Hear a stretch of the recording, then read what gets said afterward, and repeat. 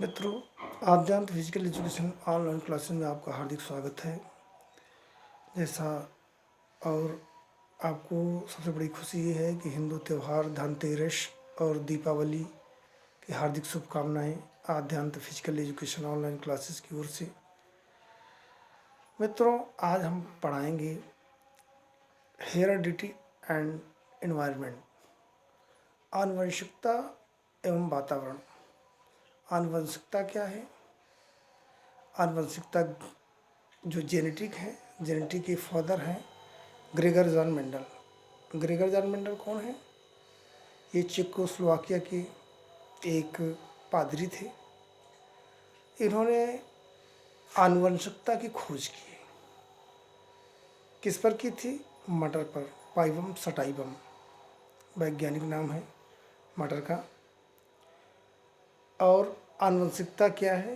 Heredity ये है माता पिता के गुणों को उनके संतानों में जिस व्यवस्था के अनुरूप उनके लक्षण परिवर्तित होते हैं उन्हें ही हम आनुवंशिकता कहते हैं।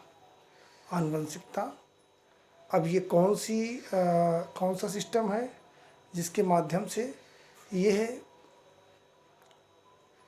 मतलब लक्षण जो है माता पिता के लक्षण बच्चों में जाते हैं, वो है क्रोमोसोम्स, गुणसूत्र। गुणसूत्र क्या है? गुणसूत्र ये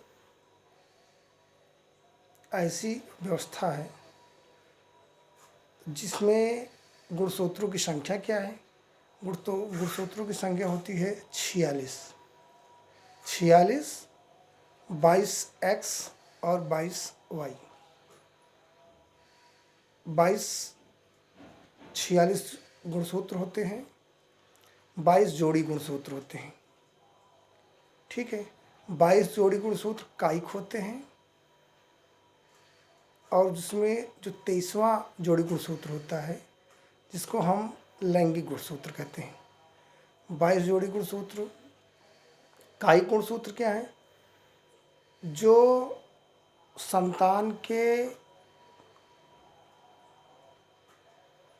चेहरे पर लंबाई, मोटाई और नाक, आँख, कान, तमाम सारे जो कायिक गुण होते हैं जो माता पिता के समान दिखते हैं, वो 22 जोड़ी गुणसूत्रों के कारण होते हैं। और जो 23वां जोड़ी गुणसूत्र होता है जिसको हम लैंगिक गुणसूत्र कहते हैं, इसके अनुसार XX और XY होता है। XX जब माता पिता के 22 जोड़ी गुणसूत्र के अलावा जो 23वां गुणसूत्र है XX होता है, तो ये इनका कहना है कि लड़की होती है। और जो XY होता है तो उससे लड़कों की उत्पत्ति होती है। हम आगे बढ़ते हुए, आनुवंशिकता के पिता ग्रेगर जॉन मेंडल हैं। मेंडल के जो नियम थे, इसको मैंने बताया, ग्रेगर जॉन मेंडल जो चेकोस्लोवाकिया के थे, इन्होंने ही इसका उत्पादन किया था। और ये उसके बाद आता है उपार्जित गुणों के लक्षण, उपार्जित गुणों का संक्रमण के प्रतिपादक कौन है? ये है लैमार्क।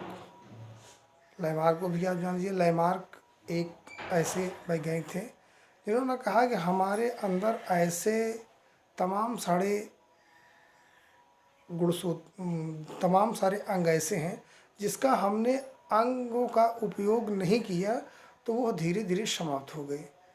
उन्होंने उदाहरण दिया था जिराफ का। जिराफ एक ऐसा प्राणी है जिसकी गर्दन सबसे लंबी होती है।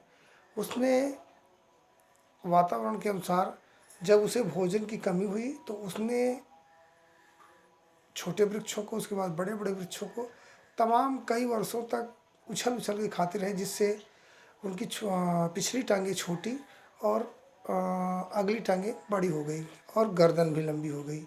यह लैमार्क का कहना हुआ है। फिर आता है प्रकृतिवाद। प्रकृतिवाद के संस्थापक कौन है? Gregor John. प्रकृतिवाद के चार्ल्स डार्विन। Charles Darwin. उसके बाद आता है आपका प्रत्यागमन का नियम।